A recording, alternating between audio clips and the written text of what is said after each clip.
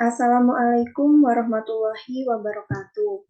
Perkenalkan, saya Diva Amelia Vega dengan NIM 2142235. Di video kali ini saya akan membahas tentang isi dari artikel ilmiah non-penelitian dari tugas Bahasa Indonesia yang diampu oleh dosen Ibu Siti Latifah Mubashiroh SPD MPD. Nah, artikel ilmiah non penelitian saya dengan judul Pencegahan Bullying di Sekolah melalui Pemberian Pesan Moral pada Pembelajaran PAI. Isi dari presentasi ini nanti, yang pertama, saya akan menjelaskan pendahuluan, latar belakang dari artikel ilmiah non-penelitian. Yang kedua, ada rumusan masalah dan tujuan penulisan. Yang ketiga, ada pembahasan. Dan yang keempat, ada simpulan.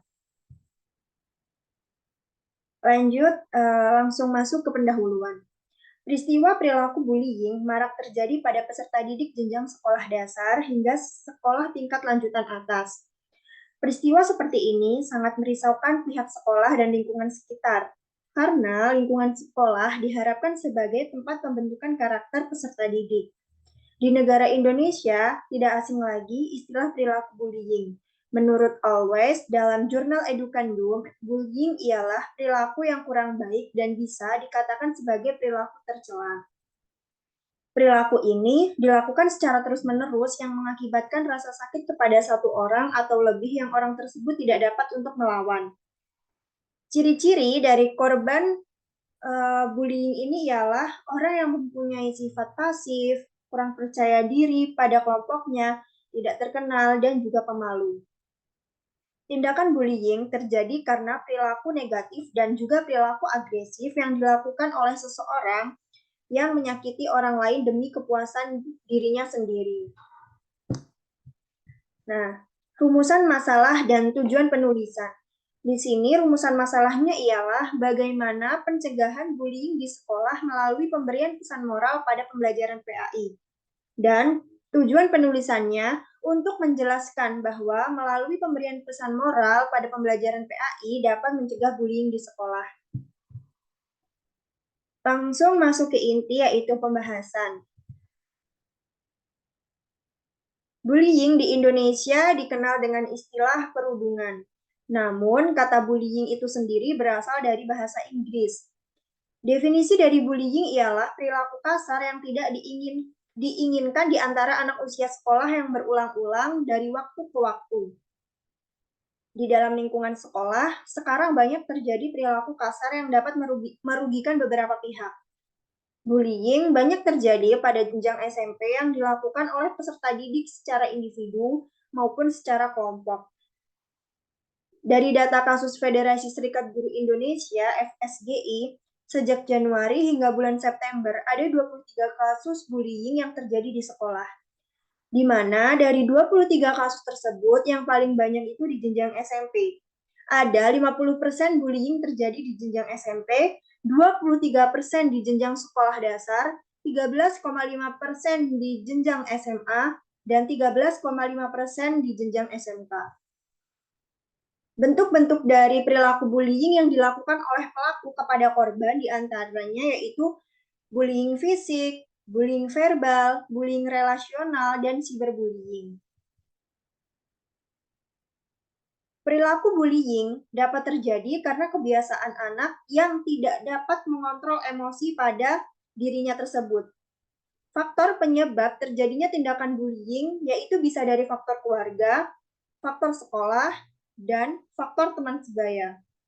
Menurut Aristo dalam Francisca Jurnal Keperawatan, faktor penyebab terjadinya bullying dari faktor keluarga yaitu pelaku bullying biasanya berasal dari keluarga yang bermasalah, seperti orang tua yang sering menghukum anaknya secara berlebihan, situasi rumah yang penuh stres, agresi, dan juga permusuhan.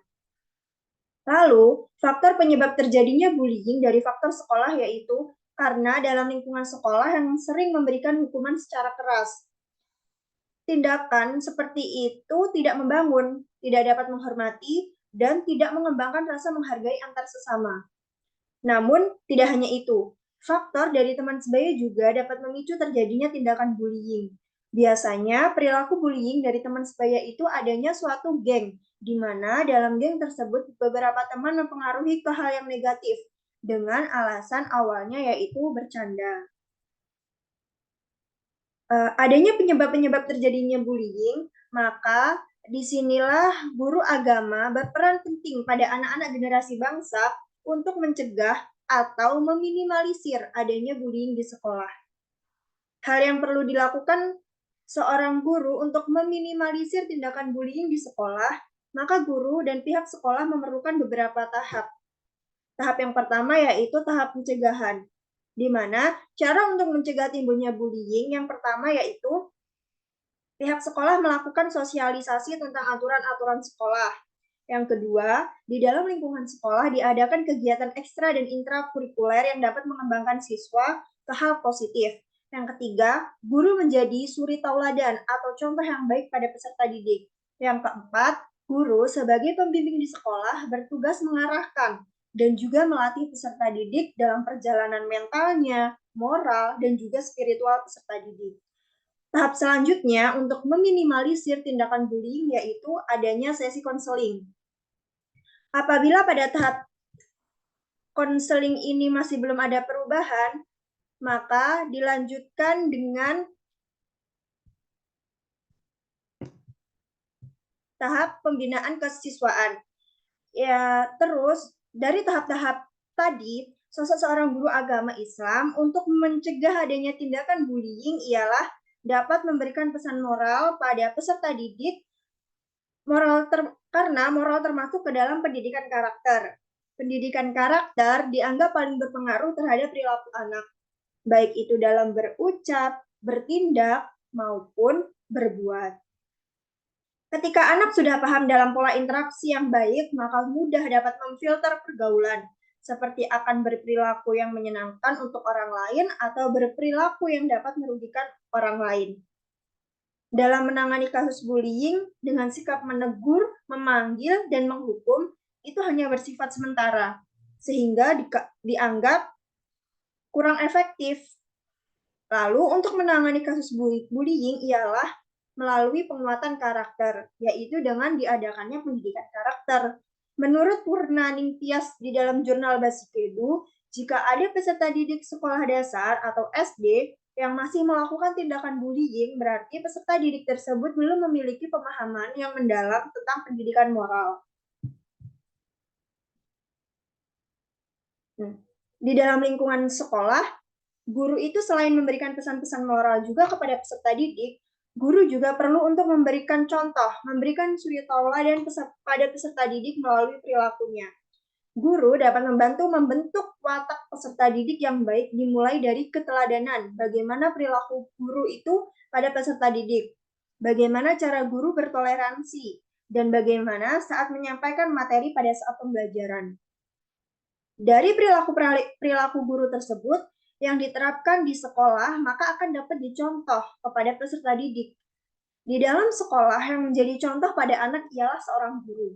Apabila anak sudah menerapkan perilaku yang baik, mencontoh dari gurunya, maka tindakan negatif seperti bullying akan mengurang. Namun, untuk menjadikan anak itu berperilaku baik, tidak hanya dari seorang guru saja, tetapi perlu juga contoh perilaku yang baik dari orang tuanya. Lalu, hubungan yang baik antara guru dengan wali murid ialah penting, guna untuk menjadikan anak dapat berperilaku yang baik sesuai aturan yang sudah ada, tidak melakukan tindakan yang menyimpang seperti bullying. Orang tua mempunyai tanggung jawab melindungi dan memelihara segala hal yang berhubungan dengan keberlangsungan hidup anak.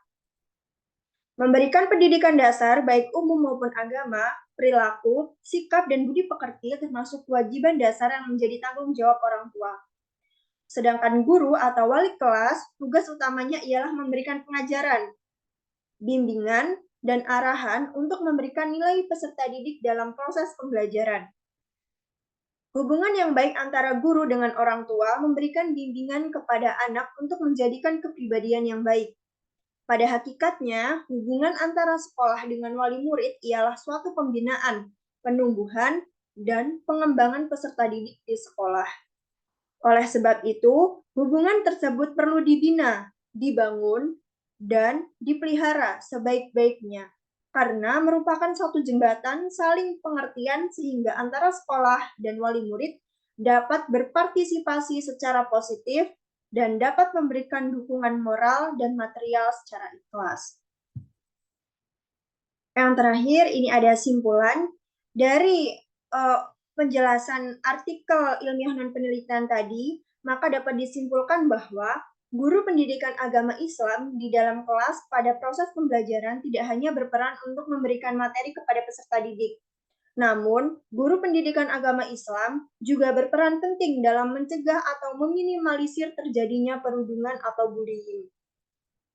Bullying dapat terjadi karena beberapa faktor, seperti faktor keluarga, faktor sekolah, dan faktor teman sebaya. Kebiasaan anak yang tidak dapat mengontrol emosi juga menjadi salah satu penyebab terjadinya suatu tindakan bullying.